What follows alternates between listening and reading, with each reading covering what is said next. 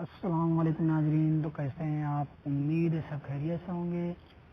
تو آج کا ہمارا جو سبق ہے کافی چھوٹا ہے، جس کا سبق کا نام کیا ہے؟ اللہ۔ کیا ہے؟ اللہ۔ اور پچھلا سبق میں ہم نے پڑھا تھا تو جو عین سے کاف کی ملاوٹ، ٹھیک ہے۔ تو آج ہم پڑھیں گے ہمارا اپنا اگلا سبق۔ تو چلیے شروع کرتے ہیں۔ اعوذ باللہ من الشیطان الرجیم، بسم اللہ الرحمن الرحیم۔ تو ہمارا اوپر کیا لکھا ہے؟ اللہ۔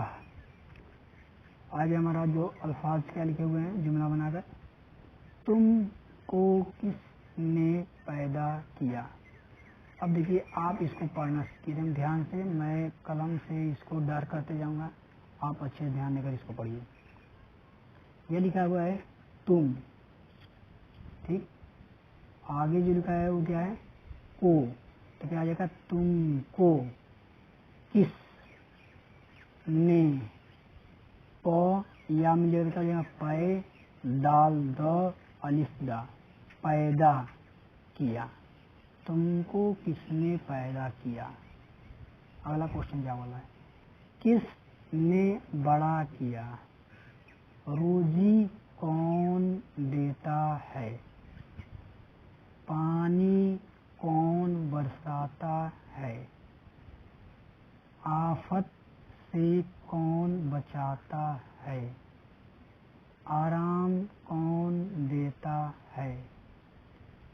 اللہ اللہ اللہ، اللہ سب کا خالق ہے، اللہ سب کا مالک ہے، اللہ سب کا حاکم ہے۔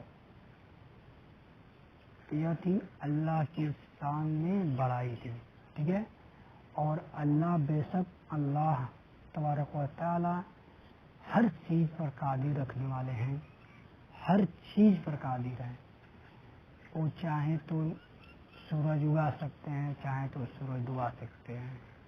مطلب ایک رائی کے دانے کے برابر سے لے کے اور بڑا سے بڑا جتنا ہمارا گمان بھی نہ جا سکتا ہو، اس کام کو کرنے کے لیے اللہ تبارک و تعالیٰ قادر ہے۔ تو ہمیں اس کی عبادت کرنی چاہیے اور نماز پڑھنی چاہیے، کیونکہ نماز ہم پر فرض ہے۔ تو آج کا یہ ہمارا کافی چھوٹا سا سبق تھا، تو ملتے ہیں نیکسٹ ویڈیو میں، تب تک کے لیے خدا۔